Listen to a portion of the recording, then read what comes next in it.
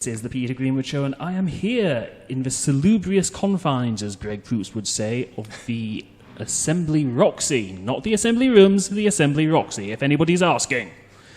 I have a man to my right. Hello, sir. Could you tell me your name and what you do, please? Hi, Peter. I am Will Close, and I am doing the play Mediocre White Male at the Assembly Roxy. What is Mediocre White Male? Mediocre White Male is a one-man play about an actor working in a rural, dilapidated scare attraction. And over the course of the hour-long monologue, he tells a story from his youth, really. It becomes apparent that a loved one of his has passed away recently, and it's a nostalgic reflection on past love, which takes increasingly dark turns as it progresses. You said there's a monologue. Is it just you in this show? How many people are in it? Yep, it's just me. Yeah, it's just me. It's the first time I've done something like that before. Now, this is going to be kind of a very simple question. I apologise for its simplicity. How do you remember an hour of dialogue? I don't really know. I try not to think about it because sometimes the idea that when you're about to start, you've got this hour of material which you know you're about to just splurge. You've got to go out there and talk for an hour and try and be interesting and hopefully engaging and fun at times. I don't really know. I've certainly found it the most challenging thing I've ever done for that reason, I think. And it's also quite invasive, even in like my sleep and things like that, because you keep thinking about, oh God, what comes after that, and what's before that, and it's like you have to just think of it almost like a piece of music. Once it starts, you'll know what's next because it flows. How long did it take to get to that process, though? Because here's the thing: I've done radio for about 10 years this year. It's my 10th anniversary in radio, and I've been this close to people who are very dear friends to me, and I've been like, so you're here? How are you today? It's gone completely out of my head. So how do you do it? I suppose it's incremental from when you start taking on roles, when you first start acting and you get acclimatized to having, a page or two or 10 pages or a more prominent role. And for the last few years, I've mainly been doing, I did a five-hander called Golem with the company 1927, which we toured for about 2.5 years. So I did that show over 200 times. And then that's a long time to do anything. It's a long time to do anything. And then one of my cast members from that, Rose, we formed a character comedy double act. So there were two of us then, and we did a couple of shows, a couple of fringes, toured it a little bit. And so that was a two-hander for an hour. So I suppose for me it's been a bit of a gradual process in that sharing the stage for an hour with just one other person and then doing it on my own, I suppose, is a natural next step to try. But I don't really know the answer other than perseverance and trying to think about it too much, let it happen. I want to know, where did this story come from? What's its origin story?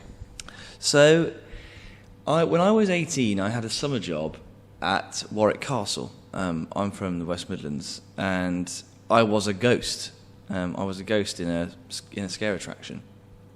And I was only there for about 8-9 weeks over the course of that summer. But it struck me straight away as a really interesting environment to tell a story in. And I've always had it in the back of my mind because it's such a peculiar cast of characters. You have some people who have worked in scare attractions for 20, 30 years, and that's their life. And then you've got young actors who are maybe thinking about getting into it, or students just looking for a DOS job for the summer. It's a real strange collection of people. And so I've had this idea knocking around for a long time about trying to set something there. And originally myself and the co-writer Joe had an idea for a sitcom potentially set in a castle like that. And that never went anywhere after we wrote an initial treatment. So it sat on a shelf for a couple of years. And then I just got in touch with Joe over 2 years ago now and said, why don't we kick this around as a play?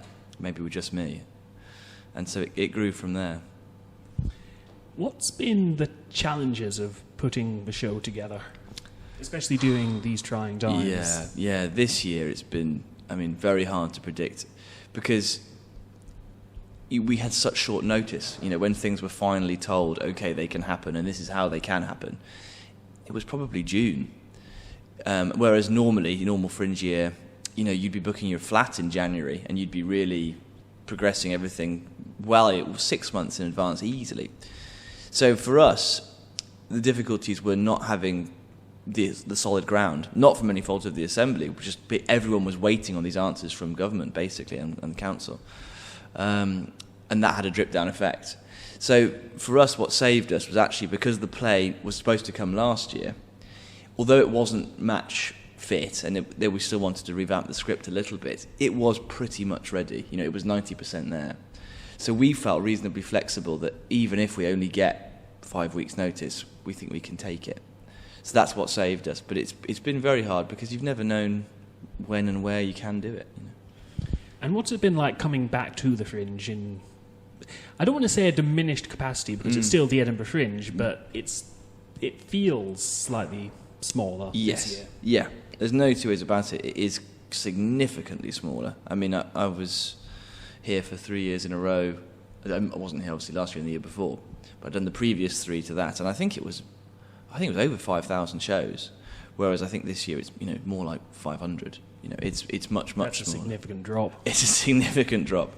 So it's very different. I've never experienced it like this before. Obviously, there's no flyers. There's no. The advertising is right down, which is, I think, probably quite a good thing. It makes it all less stressful. Certainly better for the environment with the reduced printing. And it has a bit less of a manic air, which I think is a good thing. If anything, actually, this year, there's potentially not quite enough shows. I think the demand is there. I think people want to go out and see things. So I hope next year it can maybe have a bit of a blend. My worry is it'll come back with 8,000 shows and it'll be an absolute circus. But yeah, like people will look at the numbers from this year and be like, okay, full steam ahead. Yes. Moving the imaginary control that everybody has in front of them. Yes. Like, there we go, and we're pulling it back, and we're forward, and we're back. I think you're right. I think that is what probably will happen, and then the bars and everything will want to make the money up and stuff. So I think it will probably be enormous next year, which I think probably means I will swerve it. But I was going to ask, what do you think? Do you think you'll be back next year?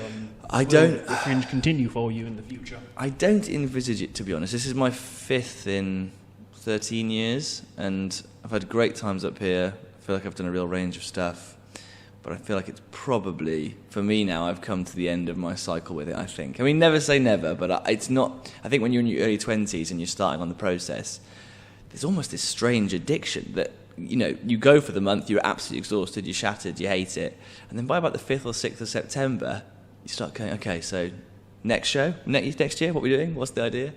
It's just very addictive, but I think that for me has now passed. I am at peace with Edinburgh. I can enjoy it for what it is. I don't feel I have to go. Where can people find out more about you and the show online? So you can find out more about the play Mediocre White Male on, obviously, the main Ed Fringe box office and the Assembly website, and myself and Joe Von Mal are both on Twitter as well. We're the writers and the creators. Thank you so much for your time today. Thanks, Peter.